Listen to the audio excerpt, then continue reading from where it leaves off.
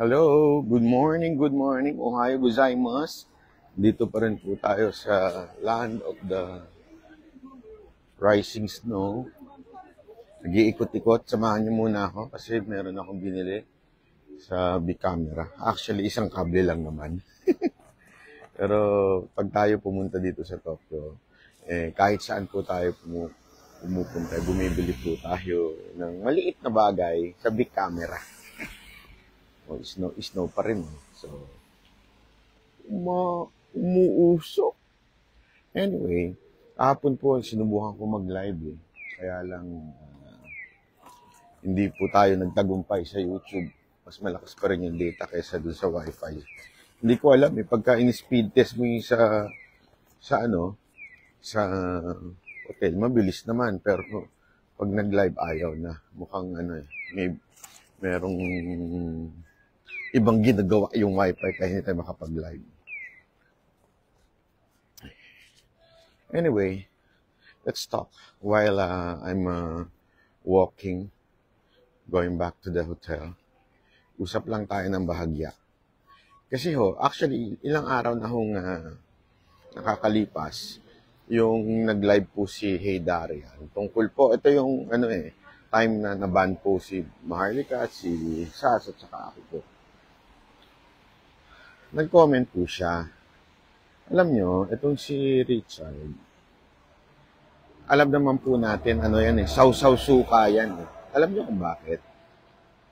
Kasi, yung batang yan, nawala yan. Nawala yan sa eksena dahil nung panahon ni Pangulong Duterte, ang mga fan niyan, yung mga panatiko niyan, puro mga pinklawan. Okay? Kaya lang, nung time na ni Marcos, medyo may part na pumupuri siya. Maraming nagalit ang mga pinklawan. Alam mo naman ang mga pinklawan Ano yan mahilig yan sa tawag dito dun sa cancel culture. Di ba yun yung kay Guanzon, pinost niya si Moa kasama niya. Yung mga pinklawan, galit na kagad kay Guanzon. Alam mo yun? Ito ang problema sa Pilipinas yung cancel culture natin. Yung natin, we're so filtered tayo sa Pilipinas Yung hinihiwalay natin ang bawat isa. Can we not talk to each other, agree to disagree, ika nga. Even if we have different opinion, can we set aside that thing para magkausap-usap lang tayo ng maganda? Diba? It seems na parang ikinakahon natin ng bawat isa Ganun ang nangyayari. Kaya nga po itong si Richard Hidarian, ito yung nakadipati ni Sas nilait-lait niya po ako. Nilait-lait niya po si Sas at saka si Maharlika. Ako, basang-basa ko na kaagad yung motibo niya. Yung motibo niya po napaka-obvious na gusto lang sumausaw sa usapan sa social media. Una yon. Kasi sawsawero yan Kasi nga irrelevant na siya. Yun ang totoo dyan. Irrelevant na. Kasi hindi na nga niya alam kung saan siya puposisyon. May may identity crisis yung bata na yan Hindi, totoo, walang biro. Tapos, isipin nyo to Isipin nyo na maigi to Sabi niya, wala daw kaming kwenta. Wala daw nanunood sa amin. Isa na naman katangahan yan, Richard. Ikaw naman. Ano ka, bulag? Yung real talk mo nga kasama si Mark Anak ng putang, walang man lang views yun. Nung nag-guess ako doon, nagka-views. Hindi naman sa nagyayabang mo tayo, Kita nyo naman. Pumunta na lang kayo sa real talk. Nandun ka. Alam mo kung bakit? Marami sa'yong nagagalit kasi medyo yung bibig mo. You are full of yourself, Richard. You are full of yourself. Honestly, di ba doon sa real talk, ang dami nagko-comment din, hoy, pagsalitain mo naman yung partner mo. Buti na lang, nandun tayo at hindi tayo pumapayag na tuloy-tuloy ka nagsasalita. Alam mo, bigyan kita ng suggestion, Ito, napakasimple lang naman Yes, maybe you're bright. Maybe aral ka. academics, wala akong problema sa'yo. Pero mahina ka emotionally, mahina ka communication. Why? You do not know how to listen to your guest. You do not know how to listen to your partner, your co-host. Diba? Yan ang totoo. Ang problema sa'yo, feeling mo talaga ikaw na yung pinakamagaling. Alam mo, Brad, maniwala ka sa akin, yung mga taong ganyan, yan yung lumulubog ng mabilis. Tingnan mo si Tipi, feeling niya siya ang pinakamagaling sa mundo. Pinalayas dito sa Pilipinas, di ba? Kasi nga, feeling magaling. Ang Pilipinas hindi umiikot sa'yo. Ito marami hong factors. At saka hindi naman sa, nilait niya pa yung parang pag-aaral ni SAS. Alam mo, whether nag-aral o hindi nag-aral, hindi yun ang issue dyan eh. Ang issue dyan, ikaw ba nakaka-communicate ng maayos sa tao? Brad, tingnan mo naman ang views ng mga video mo. Ano ka ba? Bulag ka ba? Hindi, sorry ha. Magagalit na naman tuloy yung iba nating mga kababayan na yung mga ganyang para kasi bagong lipunan, bulag na bulag sa katotohanan. Diba? Pambira. Eto na nga lang eto, hindi naman ako nagsabi, ikaw din nagsabi.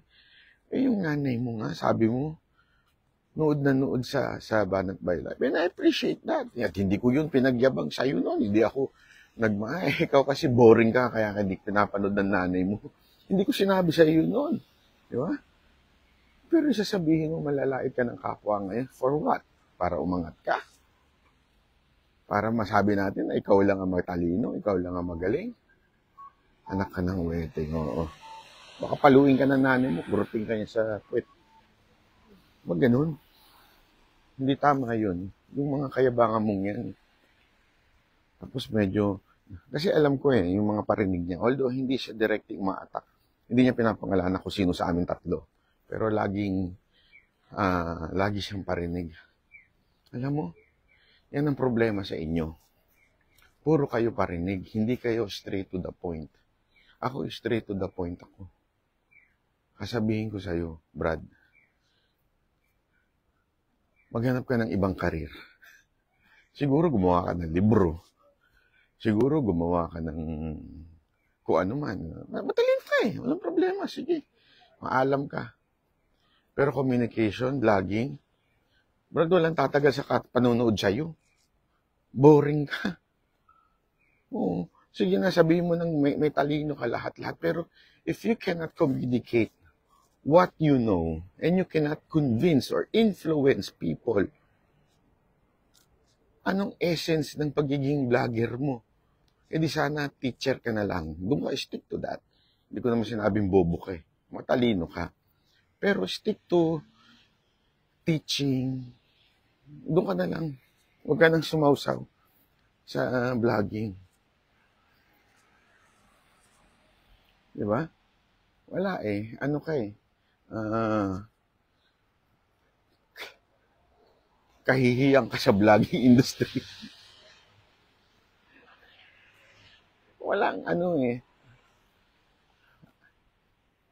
ayoko na lang po sa totoo lang, I hate to do this, I hate to say this, pero pinag-isipan ko kasi na mabuti. Magkokomento pa ako, will I fall into the trap of Hidarian, Richard Hidarian, na nagpapapansin siya? Alam ko yan, iniisip ko yan, kasi alam ko naman, kaya mo nagkomento para pansinin ka para makasawsaw ka sa eksena. Pero alam mo, kaya ako naisip na komentahan ka, para hindi ka nakomentuhan ni Sasa at ni Maharlika. Kasi they're busy doing their expose. I may not agree with all of what they're saying, but let them do it. They have their fight, and sa ibang bagay, nakikisama ako sa fight nila, and I agree with them, but some, hindi. But hindi ko sila lalaitin para lang makasali sa eksena. Di ba? Pati PM Mayor, yung nilait mo na kesyo, ano magagawa niyan? Hindi na ho yan, active, soldiers. So, ano ba magagawa niyan? Brad, wag ganun. Yung yabang, ewan ko saan mo na ko yabang. Saan nakabili niyan? Yung totoo, saan ka nakakabili ng ganyang klaseng yabang? Kasi makabili nga, yung confidence mo to the highest level eh. Ano ba tayo napupunta? Tignan nyo. Wow, very nice. Oh, snow. Ang mga Pilipino ganyan. Pag may snow, wow, very nice. Magtampisaw kaya tayo dyan. Hindi ba ho? Totoo naman eh. Sana lang. Sabi ko nga sa'yo, bulag ka ba? Tingnan mo nga yung views sa views namin. Tapos sasabihin mo kami pala yung walang kwenta. Ano ka nang kwenta? Kung wala kaming kwenta, anong tawag sa views mo? Anong tawag sa'yo? Mas mabaho pa sa tae. Mas bobo pa sa tanga. Diba? Ano ba namang klaseng yan, Brad? Yung promise nung pinanood kita, hindi ko alam kung saan ka nakakuha ng lakas ng loob. Dali nga, nawawala na tayo.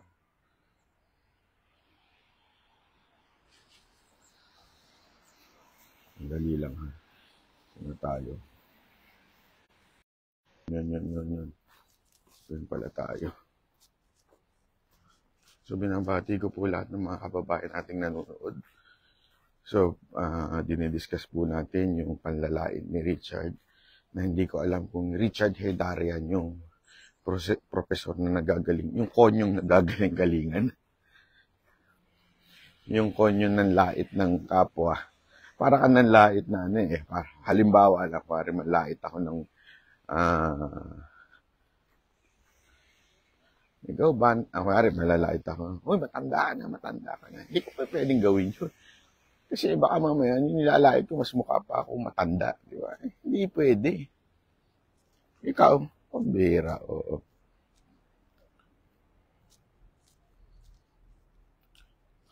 Tama na yan, boss, yung hidara na, sino mo tinitira ko ngayon? Ano ba? Nakikinig ka ba? Richard ko, sino mo tinitira ko? Sabi niya, tama na yan, boss, yung hidara na tirahin mo, alata masyado kulay dilaw. Abay, sino ba kinitira ko ngayon? Diba si Darian? Anak ng put. Ano to? Bungal ka rin? Bingi? Ang bira. Sabi ko nga sa inyo. Kayo na. Hindi ko na tingnan ninyo yung mga viewers na real talk. Alam mo, ayoko sana ipasok yung kasi kay Isko yun yung studio ginagamit nila eh. Di ba? Makalenian sila at feeling sila magaling at sobrang edukado. Alam mo, actually talagang may problema sa mga pink. Na totoo lang, merong problema sa mga pink. Aside from cancel culture, they really think na sila lang ang may tamang opinion.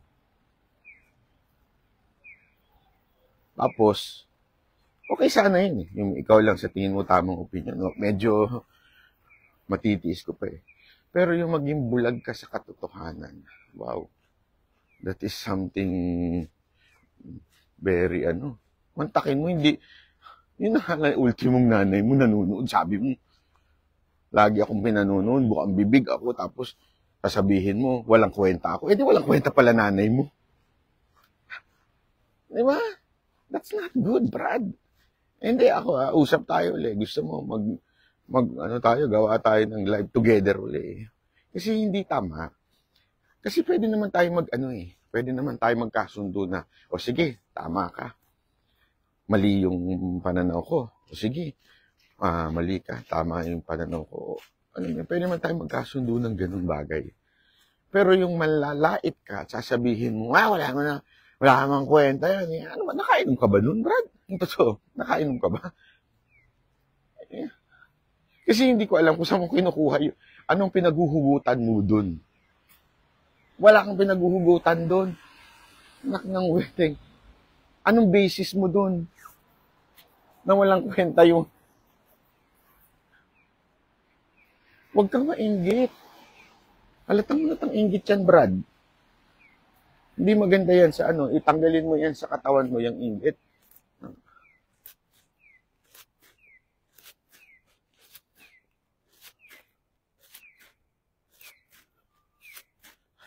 Sabi nito, kung panonoorin mo sila, walang substance yung vlog nila, kaya hindi na namin sila nanonood. Hindi ko na nga sinasabi, hindi ko na nga siya nilalait. Diba? Alam ko, ayoko na nga laitin na wala siyang kwenta pag nagsalita. Yung basis niya, puro teorya. Yung opinion niya, opinion ng bata. Hindi nabigyan ng lollipop. Ayoko na sabihin sana yun eh. Ayoko nang sabihan na ganun siya, na bobo, ganyang bobo-bobo. Hindi na nga yun. Ang akin na lang, matuto kang maging sensitive ka naman sa realidad ng buhay. Ang realidad ng buhay, hindi ka pa sumisikat, taos ka na. Hindi totoo. Hindi ka pa nga umaangat, laos ka na, wala nang nakikinig sa'yo. Yun ang realidad ng buhay. Tapos, ang gagawin mo, manlalait ka ng kapwa. Gets mo ba? Diba? Huwag naman ganun. Ako nang pumansin sa'yo para maharli ka at sas. Huwag yun nang pansinin si Richard. Leave it to me. Ako nang babanat dyan sa pinklawan na yan. Ayaw nilang tinatawag sila ng pinklawan. Parang yung mga tanso. Ayaw nilang Hindi ko nga alam bakit di sila proud na pinklawan sila. Yung mga tanso, di sila proud na tanso sila. Bagay, pangit nga naman yung salitang tanso. Ibig sabihin nun, peke. Asa na ba tayo? Gulo-gulo nito ni Gagol. Si Gagol, gulo-gulo.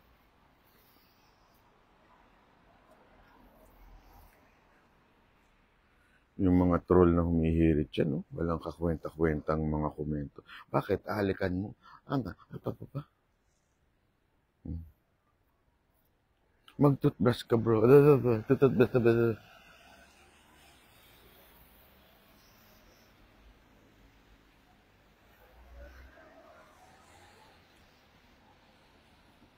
Yun lang. Assalamualaikum.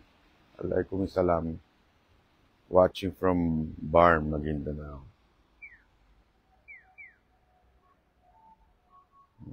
Yan. Tut. Grabe. Maaraw na. Tirik ng araw.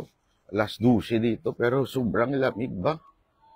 Yung mga hilo, alam mo bang the best dito sa Japan? Yung technology nila. Yung kalsada nila dito, yung sa snow, ewan ko kung, parang naglalabas siya ng heat or water para hindi mapuno ng snow. Diba? Yung sa ibang mga bansa, nagkaka-snow yung gitna. Dito, yung mismong daanan. Dito, hindi. Yung mga main roads, meron silang technology. Yung mga Hapon, minsan, wala na magawa sa buhay. No? Ang daming alam. Tinan niya. Pakita ko. Ito, yan yung main roads. Tingnan nyo, dry siya. Hindi naman, sabihin walang snow. Pero yung mga side roads, tulad niyan, nag-yellow. Kasi nga po, merong technology yung pinaka-main road. Kasi doon mabibilis yung sasakyan. Ay! Kasi na ba tayo? Sige na nga, paalam na. Hindi ko na alam kung nasa na tayo. Gutom na ako. Tom Jones na ako, Tom Jones na. Okay? So, hanggang dito na lang po muna, mga banateros. Mamaya magla-live pa rin po tayo. Saan ka na nakarating? Layo na. Nasa New York na nga ako. Sobrang layo na napuntahan ko. Okay, bye-bye.